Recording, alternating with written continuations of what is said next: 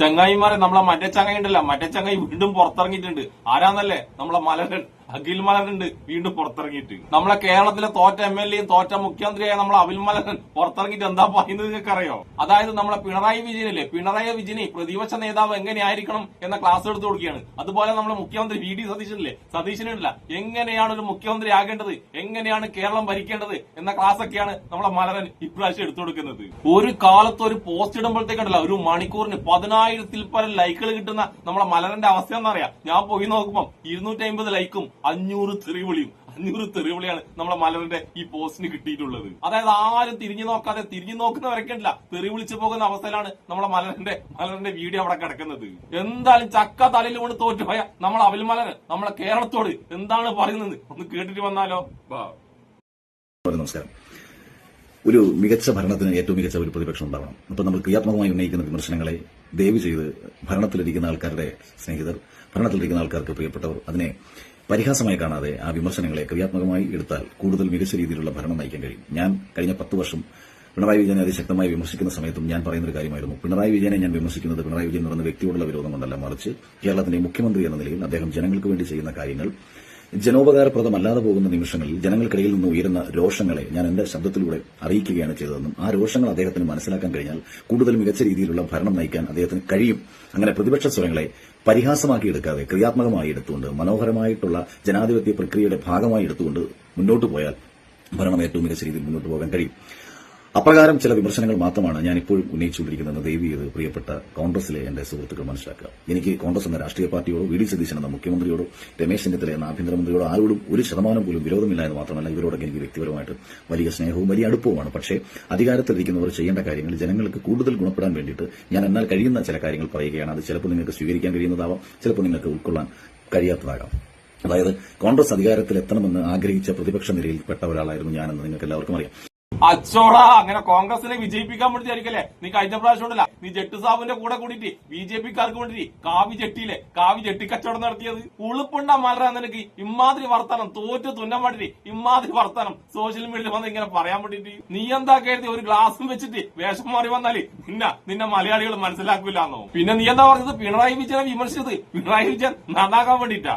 അതൊന്നുമല്ല എന്റെ മലരാ. നീ ഉണ്ടല്ല പിണറായി വിജയനെ വിമർശിച്ചത് കോൺഗ്രസിനെ സുഖിപ്പിച്ചിട്ട് എങ്ങനെയെങ്കിലും കഴിഞ്ഞ ഇലക്ഷൻ ഉണ്ടല്ല ഒരു സീറ്റ് നേടിയെടുക്കാൻ വേണ്ടിട്ടായിരുന്നു. പക്ഷെ എന്താ ചെയ്യാ, ഭാഗ്യവശാലുണ്ടല്ല കോൺഗ്രസിന്റെ നേതാക്കന്മാർ നിന്റെ മുണ്ടിന്റെ അടിയുള്ള ആ കാവി ട്രോസ് ഉണ്ടല്ല, കാവി കോണകം അത് കണ്ടിട്ട് നിനക്കിട്ടില്ല സീറ്റ് തന്നില്ല. അതായത് നീ ഒരു പക്കാ വർഗീയവാദിയായ സംഖ്യയാണെന്ന് കോൺഗ്രസ്സുകാർ കണ്ടുപിടിച്ച് അതുകൊണ്ട് നിനക്ക് സീറ്റ് കിട്ടിയില്ല.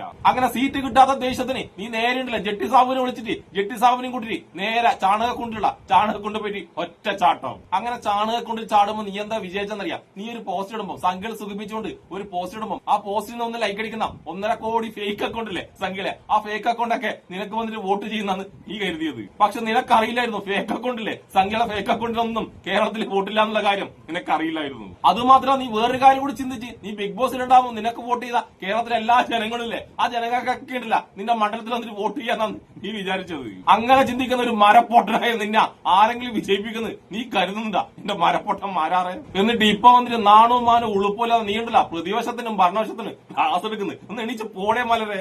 നമുക്ക് ഈ മൊയന്ത് മാരാറ് അടുത്തതായിട്ട് പറഞ്ഞ വൻ പൊട്ടത്തരം ഒന്ന് കേട്ടിട്ട് വന്നാലോ?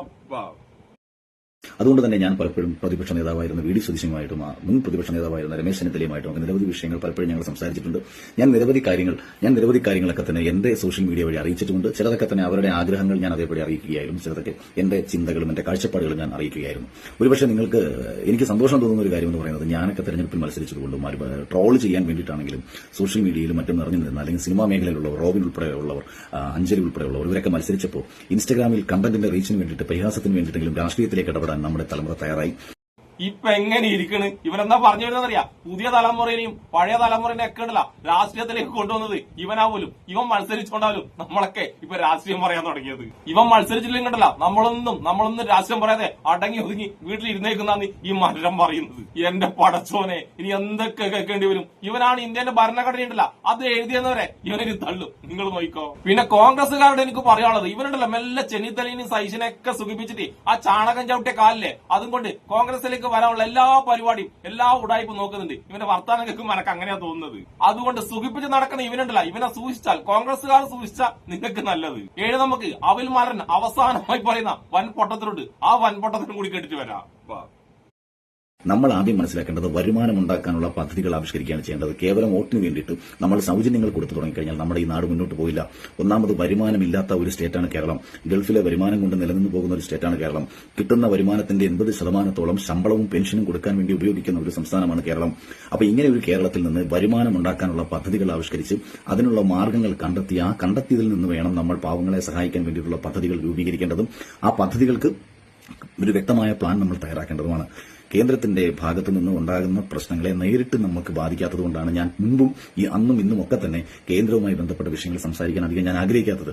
അവിടെയും ജനങ്ങളെ ബാധിക്കുന്ന ഒരു വിഷയമെന്ന് നമുക്ക് സംസാരിക്കാം. യുദ്ധ സാഹചര്യവുമായി ബന്ധപ്പെട്ട് ലോകം മുഴുവൻ സാമ്പത്തിക പ്രതിസന്ധിയിലേക്ക് പോയിക്കൊണ്ടിരിക്കുന്ന സമയത്ത് ലോകത്തെല്ലായിടത്തും പെട്രോളിയം ഉൽപ്പന്നങ്ങളുടെ വിലയിൽ അതിഭീകരമായ ചേഞ്ച് ഉണ്ടായ സമയത്തും നമ്മുടെ സംസ്ഥാനത്ത് നമ്മുടെ രാജ്യത്ത് വലിയ രീതിയിലുള്ള വർധന ഉണ്ടായിട്ടില്ല എന്ന യാഥാർത്ഥ്യം കൂടി തിരിച്ചറിഞ്ഞുകൊണ്ടും സാഹചര്യങ്ങൾ കൂടി മനസ്സിലാക്കിക്കൊണ്ടും നിങ്ങൾക്ക് പ്രവർത്തിക്കാൻ കഴിയുമെന്ന് വിശ്വസിച്ചുകൊണ്ട് അത്യാവശ്യം വിഷയങ്ങളിൽ ഇതുപോലെ എന്റെ അഭിപ്രായം രേഖപ്പെടുത്താൻ ഞാൻ ഇനിയും ഇവിടെ ഉണ്ടാകുമെന്ന് അറിയിച്ചുകൊണ്ട് നിർത്തുന്നു. നന്ദി, നമസ്കാരം.